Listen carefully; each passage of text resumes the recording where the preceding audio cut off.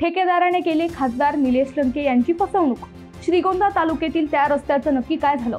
शासकीय कामे आणि ती कामे करणारे ठेकेदार किती प्रामाणिकपणे कामे करतात हे सर्व श्रुत आहे। पण आता ठेकेदाराने थेट खासदार निलेश लंके यांनाच फसवलंय। ऐकून शॉक बसला असेल, पण या ठेकेदाराने खासदार लंकेंनाच टोपी घातली आहे। त्याचं झालं असं, राष्ट्रीय महामार्ग क्रमांक 548B चे श्रीगोंद्यातील अढळगाव परिसरातील काम गेल्या काही महिन्यांपासून अपूर्ण आहे। हे काम तातडीने पूर्ण होण्यासाठी सरपंच शिवप्रसाद उबाळे यांच्यासह ग्रामस्थांनी फेब्रुवारीत उपोषण केले।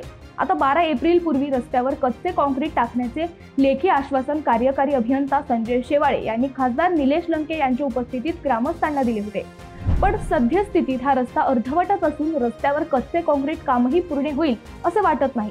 त्यामुळे आता लेखी आश्वासन देणाऱ्या अधिकाऱ्यांनी एक प्रकारे खासदार निलेश लंके यांच्यासह ग्रामस्थांनाही फसवलं असल्याचं बोललं जातंय।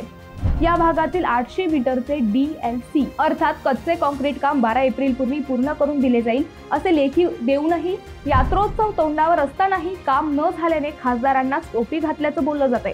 खासदार लंकेंची पकड कमी होत चालली आहे का? तुम्हाला काय वाटतं ते नक्की कमेंट करा।